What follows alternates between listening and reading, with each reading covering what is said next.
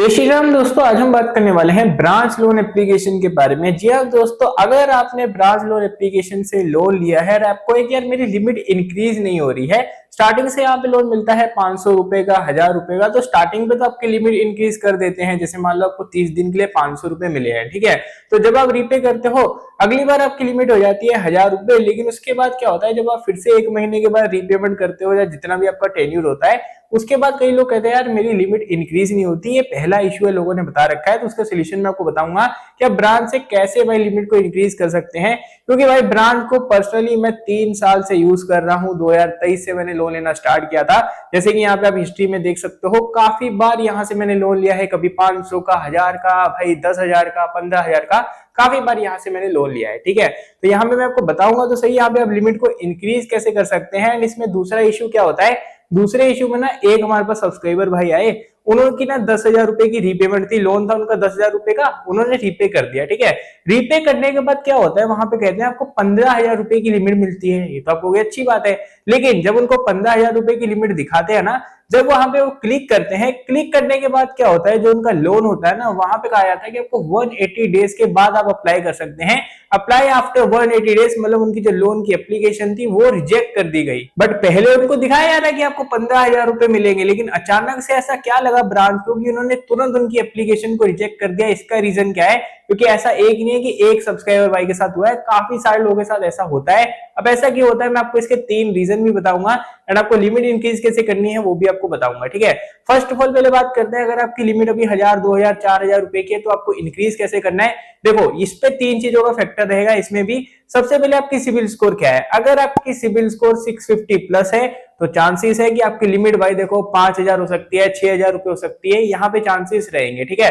दूसरा सिनेरियो है कि अगर आपके ऊपर मल्टीपल लोन चल रहे हैं, फॉर एग्जांपल अगर आपने एम पॉकेट से, ट्रू बैलेंस से या कोई भी अदर एनबीएफसी लोन एप्लीकेशन से लोन ले रखा है, तो यहाँ पे जो आपकी लिमिट है वो इंक्रीज होने के चांस बहुत कम हो जाते हैं।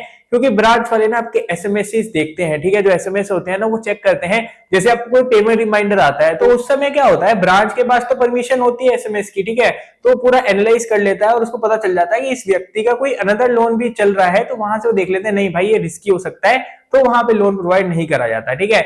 और तीसरे सिनेरियो में होता है कि अगर आपकी लिमिट इंक्रीज नहीं हो रही, वो ये सिनेरियो है कि अगर मान लो आपने कोई ट्रेडिंग या कुछ उस प्रकार की एप्लीकेशन अपने मोबाइल में, डिवाइस में रख रखी है, तो आपको इश्यू हो सकता है कि आपकी लिमिट यार वहां पे अटकेगी। जैसे आपने 4000 रुपए की रीपेमेंट करी, हो सकता है 500 रुपए बढ़ जाए, लेकिन ज्यादा यहाँ पे आपको लिमिट इंक्रीजमेंट देखने को नहीं मिलेगी अगर आप उस प्रकार की एप्लीकेशंस को यूज करते हैं। और ये चीजें आपको ज्यादातर भाई यूट्यूब पे लोग नहीं बताएंगे, ये भी एक रीजन होता है। जी हाँ, आप समझ रहे हो ना मैं कौन सी एप्लीकेशन की बात कर रहा हूँ। जैसे क्रिकेट वाली हो गई, वो सब जो मतलब गलत ही प्रकार की एप्लीकेशन है, मैं नाम भी नहीं लूंगा, लेकिन आपको पता है इस प्रकार की एप्लीकेशन लोग यूज करते हैं। तो ये भी भाई डाटा ब्रांच वाले स्टोर करते हैं, देखते हैं कि बंदा हाई रिस्क में तो नहीं है। लोगों के हाई रिस्क का मतलब, जैसे मान लो भाई आपके पास वाली एप्लीकेशंस हैं, तो भाई आप तो रिस्क टेकिंग बंदे हो। आप अपने कैपिटल को, जैसे मान लो आपके 10,000 रुपए है, आप रिस्क लोगे, अगर आपका पैसा वहां पे लॉस हो गया तो ब्रांच को होता है कि नहीं भाई ये अगर पैसे इसके लॉस हो गए तो हमारी ईएमआई ये कहां से देगा। इसलिए भाई ब्रांच वाले जो एप्लीकेशन होती है ना आपकी, वो रिजेक्ट कर देते हैं जो आपकी लिमिट को इंक्रीज नहीं करते। तो अब बात करते हैं सोल्यूशन के बारे में। देखो, सबसे पहले मैंने यूट्यूब पे देखा, लोग कहते हैं कि भाई आपको ना रीपेमेंट, जैसे आपने लोन लिया है 3 दिन के बाद ही फोरक्लोज करा दो, उसके बाद आपकी लिमिट इंक्रीज हो जाएगी। ऐसा गलती से भी मत करना, क्योंकि अगर आप ऐसा करोगे ना तो ये भी हो सकता है कि जैसे मान लो आपको 10,000 रुपए मिले थे, अगली बार ब्रांच बोले कि भाई आपको 1500 मिल रहे हैं, जब 5,000 रुपए मिल रहे हैं। क्योंकि ये पर्सनली मैं चीजें भाई कर चुका हूँ 2023 में। जी हाँ, मैंने खुद ये ट्राई करा था, इसलिए अपने पर्सनल एक्सपीरियंस से बता रहा हूँ। अगर आपको लगता है कि आपकी स्टार्टिंग से लिमिट 5,000 है, 4 दिन के बाद ही भाई फोरक्लोज करा देता हूँ, उसके बाद मेरी लिमिट इंक्रीज हो जाएगी, ऐसा नहीं होता है। फिर जा तो सकता है आपका नुकसान ही होगा। पहली बात, जा तो आपको प्रोसेसिंग फीस कट हो गए, भाई उतनी सेम ही लिमिट दे दें।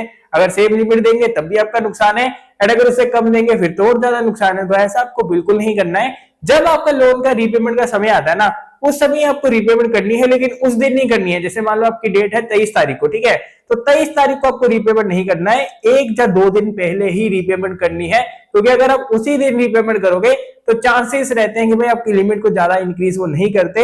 एंड अगर आपका ऑटो डेबिट ऑन है तो बात अलग है, लेकिन ज्यादातर लोग यहाँ पे ब्रांच पे ऑटो डेबिट से रीपेमेंट नहीं करते हैं, ज्यादातर मैन्युअली यहाँ पे लोग रीपेमेंट करते हैं। तो अगर आपको जेन्युइनली अपनी भाई ब्रांच की लिमिट को इंक्रीज करना है तो 3 चीजें मैंने आपको बता दी। आपकी सिविल स्कोर देखो 650 प्लस होनी चाहिए।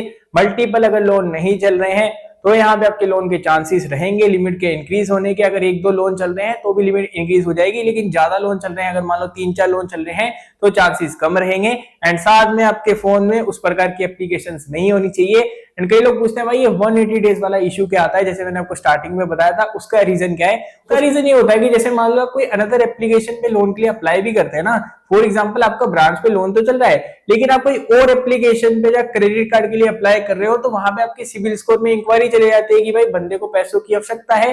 तो उसके कारण भी हो सकता है कि ब्रांच जो आपकी लोन एप्लीकेशन होती है दिखाए आपको लिमिट इतनी मिल जाएगी, लेकिन तुरंत चेक करते हैं कि भाई इसने इस एप्लीकेशन में फलाना ढिमकाना एप्लीकेशन में अप्लाई कर रखा था, इसका लोन रिजेक्ट हो गया, तो वो भी रीजन हो सकता है। तो ये 3-4 रीजन ही होते हैं जहां से आपको 180 डेज वाला इशू आ सकता है, जहां आपकी यहाँ पे लिमिट को डिक्रीज किया जा सकता है। यही 2-3 रीजन होते हैं जो मैंने आपको बता दिया। ज्यादा मेन फैक्टर होता है मल्टीपल लोन्स का, ठीक है। अगर मल्टीपल लोन चल रहे हैं तो भूल जाओगे आपकी लिमिट को बहुत जल्दी से इंक्रीज किया जाएगा, तो वो धीरे धीरे करके इंक्रीज होती है, 500 रुपए, 1000 रुपए।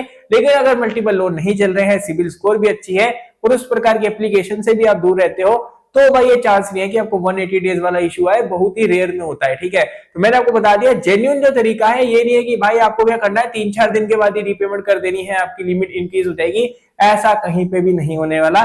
इवन चाहे आप कोई भी एप्लीकेशन यूज कर लो, एमपोकिड यूज कर लो या ट्रू बैलेंस यूज कर लो, ऐसा वहां पे नहीं होता है। हाँ, अगर आपकी सिविल स्कोर 800 प्लस है तो हो सकता है कि अगर एक भी लोन नहीं चल रहा, वो भी बहुत कम सिनेरियो में होता है। तो मैंने आपको जेन्युइन तरीका बताया है। बाकी आपकी क्या राय है, ब्रांच पे आपकी कितनी लिमिट है, आप मेरे को कमेंट सेक्शन में बता सकते हैं अपना पर्सनल एक्सपीरियंस। तो मैंने आपको बता दिया जो जेन्युइन तरीका था। तो अगर आपको वीडियो थोड़ी भी हेल्पफुल लगी हो तो इस वीडियो को आप शेयर कर सकते हैं, ताकि अगर किसी को ब्रांच से भाई लिमिट को इंक्रीज करना हो तो उसको समझ में आ जाएगी कि क्या जेन्युइन मेथड है। तो बस आज की वीडियो में इतना ही, मिलते हैं आपको नेक्स्ट वीडियो में। तब तक के लिए जय हिंद, जय भारत, वंदे मातरम।